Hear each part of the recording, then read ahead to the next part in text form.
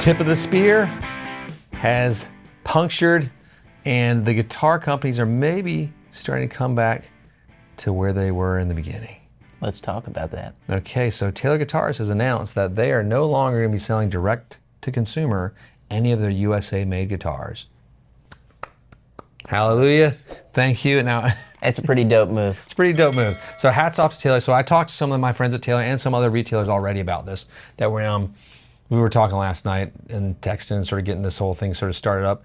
It's Taylor has a philosophy that they sort of lost a little bit, and they're sort of coming back to it, that they know their brand was built on the backs of dealers and great relationships, and then a lot of that has been fractured over the past few years, and they want to get back to that. That's one of the big reasons, and we applaud that.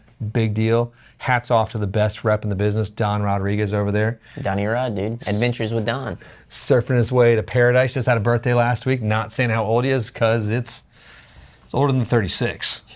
It is, but he doesn't look it. He looks younger than all of us. It's really frustrating. Aaron, Monty, the whole team over there. It's good. It's a good decision. They're going to continue selling their Tecate pieces, the main Mexico pieces, right now, just as they're sort of trying to work through this transition. I feel like that might change eventually as well. When they're like, hey, we'll take those off the thing too. If you dealers just get more GS Minis, like, no problem. We'll buy all the GS Minis you got. Because GS Minis rip. I want a GS Mini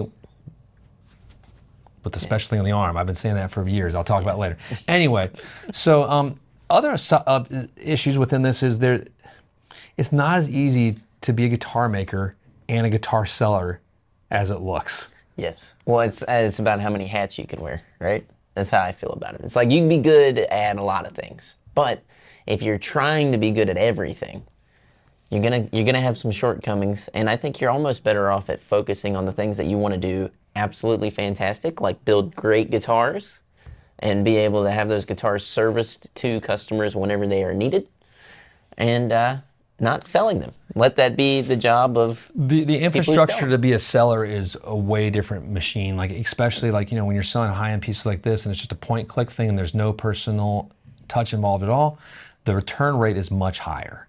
A company like Taylor and Martin are not prepared for that. Yeah. And so then they're going to have to resell those guitars, hopefully they're the dealer network, at a discounted price, losing margin points for themselves.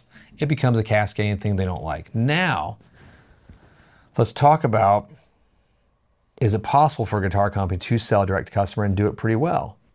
Should we talk about somebody? I want to talk about my Uncle Mark, sweet Mark Agnesi, and the Gibson Garage, because they kind of crush it. Uncle Right Eye Mark? Uncle Right Eye Mark, dude. There we go. We're going to start that new nickname. Yeah, Right Eye. Because he's got that right eye. It's kind of like he catches you with the right eye and you're like, whoa.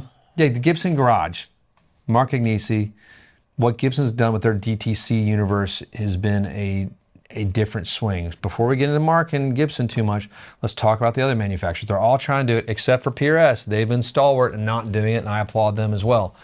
Because they're really into a strong and healthy dealer network is their pitch and their sort of mission, and we appreciate that. Yeah. Fender is a huge company.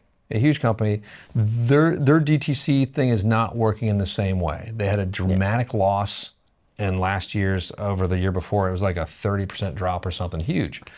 Their advertising is spread very, very wide, but it seems to be spread in a very old-fashioned way across the guitar.coms, guitar player. Yes. They take it on the YouTube thing ferociously and send out guitars all over the place. It seems to be very old school advertisement heavy, I feel like. And a thing that I think we noticed, and we'll get to maybe the main point of this here in a minute, but one of the big things is the fact that at Gibson, you have somebody like Mark Agnesi, who seems to have a pretty cool vision. He wears a lot of hats, but he's got a good vision for the Gibson TV stuff and putting not only himself into it, but putting other people into roles to kind of lead these positions, which is really awesome. At Fender, it's more of like a team that is trying to produce advertisements for the products, not so much buildings. And they do great work. Don't get me wrong. They do. Their ads are unreal. We love that the idols are like sort of one of their focal points of advertising. Every time I put up guitar.com, I see idol like behind, and I love it. It makes me happy. They do it. It's slick. It's cool. It's sharp. They're the most cutting edge and stuff. But in a strange way, jump at Gibson, it's almost like that's more cutting edge because it's more old school. Yes. There's something undeniably indie punk, like do-it-yourself thing to Which it, is- but it's Which is funny when they're selling like $8,000 Les Pauls. Yes. You know, just don't get me wrong. We know that there's an It's- ironic nature to this whole thing. Yes. But you got Mark Anisi, you came from Norm's Rare Guitars, an independent shop. one of the great shops. We love that Right. place. We got another friend over there that Well, you so told me about. Scott Engel is one of my dear friends in this business. He was the manager of a great shop. If you haven't been there, Russo Music up in the Northeast, based out of Jersey, I think in Philly too, because it's all the same thing in some strange. I don't understand how that works. The Northeast is confusing. It all just touches each other. Everything's all in one spot. It's like the South. It's like you're scary. dating your cousins, but they talk funny. No, I love Scott. Scott's one of my favorite. Even though he's the enemy. He's like direct to consumer guru, but he's so smart, so good. He's the pinnacle of indie. But the power of indie, the brain power of like our Derek behind the camera is like there's just this weird, smart, non-corporate, a little bit of a vanguard, a little bit of and not an anarchist, but a little bit of like hey, I'm doing my own thing. Yeah. And then Gibson has infused that into their corporate structure somehow. Yes. That's what's different. They've taken that sort of vanguard nature and they've done that. Yeah. And what's really cool, and maybe to illuminate some more of this for you, is that I have a Gibson Illuminati shirt on as you said illuminate. That made me. illuminate. Illuminate. Continue. Sorry. So you have it's not like Mark Agnesi or Scott are direct decision makers, but they have a lot of influence. You said that earlier, and I think that's super important to say, is that they may not be making decisions, but they have the influence to say, no, here's the proof in what we do. And they might have been brought in to do a certain thing. And I think from knowing Scott, he will have his hand in every basket sooner than later. He's like an octopus. Yeah. We're pigeon kickers. It's a long story. But then Mark did that too. And like I was laughing with Derek and Sean before we started shooting when I was at VH1 MTV. It was one of my first real jobs.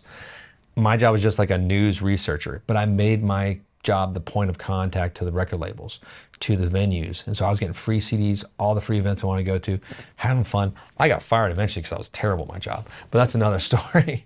But it's a certain kind of personality that goes into that. Like talking to Mark whenever we went out there and what his role was, and as he started to explain it, I can't help but not only see some of myself, but some of each one of us at the shop in his personality doing that. If you took Mark at face value, and you saw him at one meeting, and you might be like, oh, is he an interior designer? Because he might just be like ripping on how excited he was about this leather he got on the walls, and then that might be the only Mark or some of that's some of the differences, and like you bring in these personalities that can do that. I mean, and I think going back to Taylor and them dropping the idea of selling USA built guitars again, applause. I dig that. They probably just didn't have the person to do that.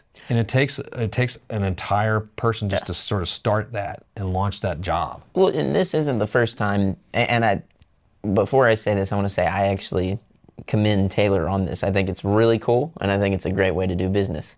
Taylor is not afraid to try things, fail, and say, okay, we're not going to do this. And maybe not fail. Fail is a pretty big word to some people. But they do. They launch like products sometime, and it's like, this isn't taking off. We're going to have to discontinue it. Yes. Cool. And they're fine Try to it. do it. They're like, let's try it. If it doesn't work, let's try something different. And I've had my qualms with Taylor's over the years too, and about hats off to the Gold label. That's one of the best things they've launched in a long time. Well, and I think that comes through trying things, trying the GT, trying different things. I like the GT. The GT was and awesome. the GT's funny because I remember people would be like, we want a GS Mini with a 1 3/4 nut width, and they gave it to you. You just didn't want to pay for it because it was a USA built product and it was a $1,500 guitar, or the $3,000 814 ones. But they were good. They were great guitars. great. I think they're some of the best guitars Taylor's made, but there wasn't a market for them. Yes. And I understand why. Because you're paying for it's like I have a Wee Loudon for Christ's sake. Yeah. That's an It was overpriced kind of GS aimed Mini at too. us.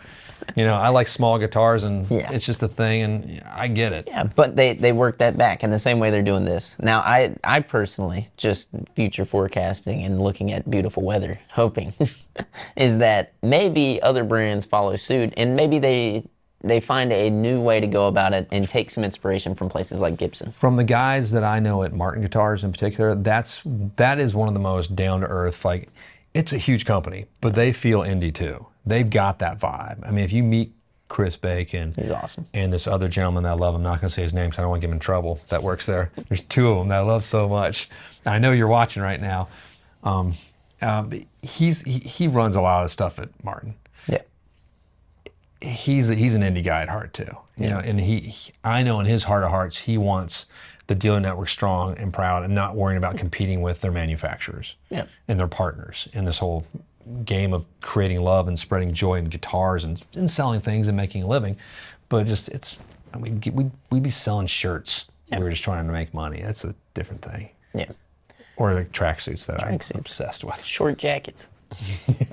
Shackets. Shackets. I have a collection of shackets. No, and that's why you can find all of my own branded shackets at this website now. At Kohl's or at Ross, where I used to shop. I told Derek about the other day, next to Tokyo Express. Your sister's closet. It's great. My sister has some great stuff you would love, probably. My mom kept it all. She's a pack rat. No, I talked about Jason would rock some of Shannon's stuff too. He would, dude. Hey. Bingo. But he doesn't watch these videos. He doesn't know. If he does, that'll be great. He'll be like, I heard what you said. Jesus. My sister definitely doesn't watch them. But no, it's I think Taylor's move here is a huge move. It's a great move. Yeah. We applaud it. I think everyone out there in the sphere of guitar buying will applaud it. And I was talking about it too. Is like it seems like buying from a manufacturer would be the easiest and best route, right? Yeah. But it's missing something. It is. It's not just missing it's not just the personalities of like us and people. There's more than it's missing. It's missing that final like check through of, is this guitar not just not functioning? Is this guitar a good guitar? A lot of shops that are indie shops that are great, they send the lemons back. Yeah. We send the lemons back. There are lemons.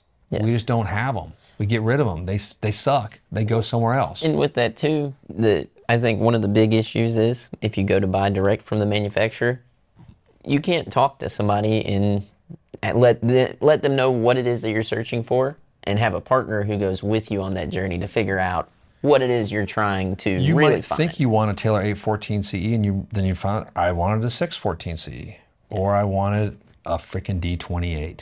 Yeah, you know, it's a different journey, and like I said, like we always say with Taylors, they're one of the most consistent brands. Yes. In the guitar making world, Martin really is now too, and we'll be like, hey, it's an A14's an A14.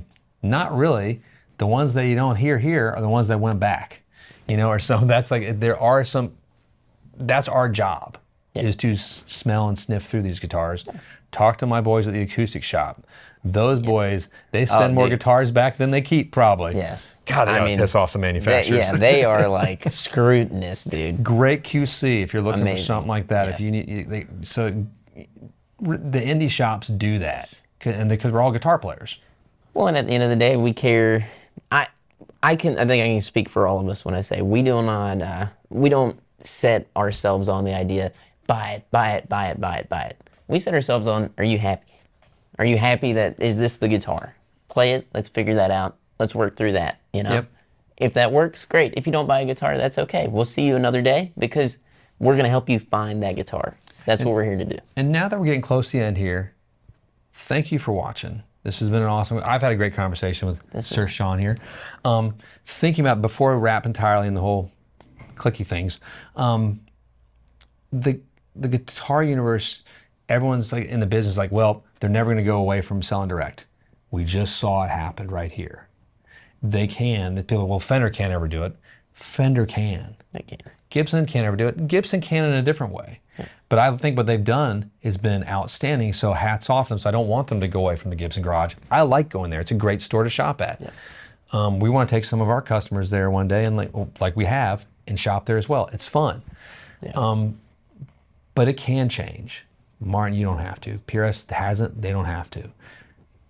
Taylor's proven the fact. Fender, you don't have to either. You can figure out how. I know it's tough right now because you've overbuilt and you've oversaturated, but you can figure it out.